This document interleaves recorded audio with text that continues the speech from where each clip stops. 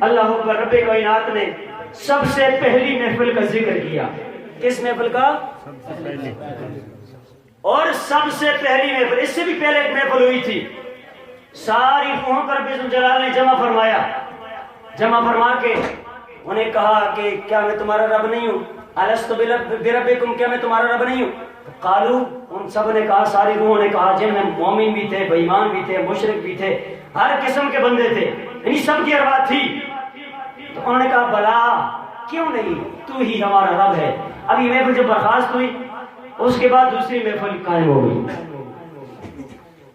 دوسری محفل کا اہتمام کیا گیا. اللہ رب الجلال کے حکم سے دوسری محفل قائم کی گئی، اور اس محفل کے اندر بے ایمانوں کو نہیں بلایا گیا. بے ایمانوں کو نہیں بلایا گیا. سارے ایمان والے تھے، سارے اللہ کے نبی اور اللہ کے رسول تھے. ذرا محبت کے ساتھ کریں، پیار کے ساتھ کریں ذرا. اللہ اکبر. رب ذوالجلال نے قرآن کریم فرقان حمید کے اندر اس محفل کا ذکر فرمایا گئے. اللہ رب ذوالجلال نے فرمایا وَإِذْ أَخَذَ اللَّهُ مِيثَاقَ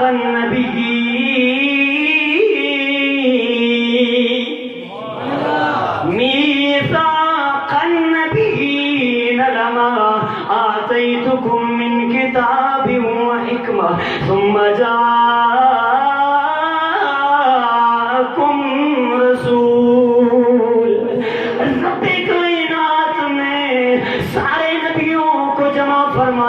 سارے رسولوں کو جمع فرمایا، سارے نبیوں رسولوں کی روحیں جمع ہو گئی. اللہ رب ذوالجلال نے خود خطاب فرمایا. اب یہ سوچنا ہے کہ رب کائنات کیا خطاب فرما رہا ہے نبیوں کے سامنے، رسولوں کے سامنے کون سا خطاب ہو رہا ہے. اللہ اکبر. سارے نبیوں کی روحیں موجود، سارے رسولوں کی روحیں موجود ہیں. رب کائنات نے فرمایا اے میرے سونے نبیوں، اے جناب آدم، اے جناب نور، اے جناب عیسیٰ، اے جناب سیدنا عیسیٰ، اے سارے نبیوں، جب میں تمہیں کتابیں دوں گا، کتابیں دینے کے بعد میرا اعلان سماعت فرما لو. ثم جاءکم رسول، اس سب کسی کے بعد میرا ایک سونا نبی، ایک سونا رسول تمہارے پاس آئے گا. گویا سارے نبیوں نے، سارے رسولوں نے اے مولا، اگر تمہارے یہ سونے نبی ہمارے پاس تشریف لے گئے تو ہم نے کیا کرنا ہے. رب ذوالجلال نے فرمایا اے میرے نبیوں، اے میرے رسولوں، لَتُؤْمِنُنَّ بِهِ وَلَتَنْصُرُنَّهُ. اے سارے نبیوں، جب میرا سونا، جب میرا لجپال، بلکہ میرا سونا، میرا پیارا جب تمہارے پاس تشریف لے آئے، اس سونے نبی پہ تم نے ایمان بھی لانا ہے، اس کی تم نے مدد بھی کرنی ہے، اس کی مدد بھی کرنی ہے اور ایمان بھی لانا ہے. کتنی باتیں ہو گئی؟ پہلی تو ایمان کی ہے کہ اس نبی پہ تم نے ایمان لانا ہے. یہ کس کو کہا جا رہا ہے؟ نبیوں کو، رسولوں کو، کہ تم نے ایمان لانا ہے. پتہ چلا سونے آقا کریم پہ ایمان لانا یہ بہت بڑی نیکی ہے. یہ ایسی نیکی ہے کہ اس نیکی کی دعوت رب ذوالجلال نبیوں کو دے رہا ہے. فرمایا میرے نبی پہ، بولے ذرا پیار کے ساتھ کریں، میرے نبی پہ ایمان لانا ہے اور میرے نبی کی مدد بھی کرنی ہے. ہم نے سوال کیا رب ذوالجلال کی بارگاہ کے اندر، یا رب ذوالجلال ہمیں تو قرآن کریم فرقان حمید کی آیات پڑھ کر سنائی جا رہی ہے. میں تھوڑا سا عقیدے پہ بات کرنا چاہتا ہوں، ذرا توجہ کریں ادھر. ہمیں تو قرآن کریم فرقان حمید کی پہلی جو سورہ فاتحہ ہے، اس کی ہمیں آیتیں پڑھ کر سنائی جا رہی ہیں کہ ایاک نعبد و ایاک نستعین. مدد صرف اللہ سے مانگنی چاہیے، اسی کی عبادت کرنی چاہیے. ہمیں تو اس آیت سے یہ دعوت فکر دی جا رہی ہے کہ مددگار صرف اللہ ہے. اے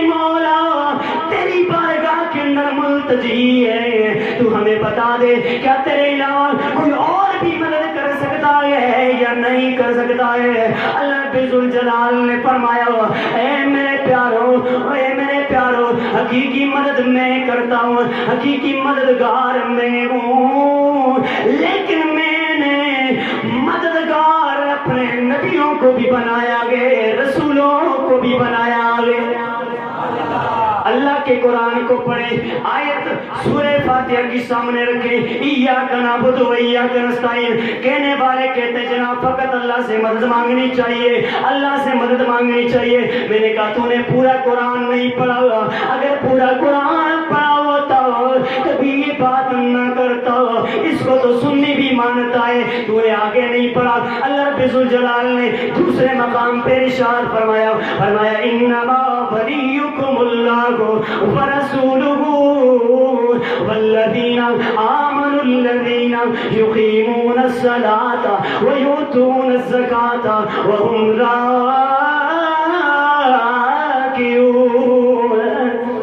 میرے بھی قدیر نے فرمایا اے لوگو تمہارا مددگار اللہ بھی ہے، اللہ کا نبی بھی ہے، اور حالت رکوع میں صدقہ کرنے والے بھی تمہارے مددگار ہیں۔ تمہارے مددگار اللہ، تمہارا مددگار اللہ بھی ہے، اس کا نبی بھی ہے، اور بولے نا حالت رکوع میں صدقہ کرنے والے یہ بھی مددگار ہے۔ کس نے صدقہ کیا تھا حالت رکوع میں؟ مفسرین کرام فرماتے ہیں سینکڑوں تفاسیر کے اندر موجود ہے، حضرت مولا کائنات علی المرتضیٰ رضی اللہ تعالیٰ عنہ کی بارگاہ کے اندر سائل آیا، آپ حالت رکوع میں تھے، سائل نے مانگا، حضرت علی المرتضیٰ نے نماز میں سے ہاتھ پیچھے کیا، فرمایا یہ میری انگوٹھی ہے لے جا، یہ میری انگوٹھی ہے لے جا۔ حضرت علی المرتضیٰ رضی اللہ تعالیٰ عنہ بھی مددگار ہیں۔ یا علی کہتے ہو کہ نہیں کہتے؟ یا علی مدد کہتے ہو کہ نہیں کہتے ہو؟ یہ مدد کدھر سے ثابت ہے؟ رب کائنات نے فرمایا کہ تمہارا مددگار میں بھی ہوں، میرے نبی بھی ہیں، اور پیارے علی بھی ہیں،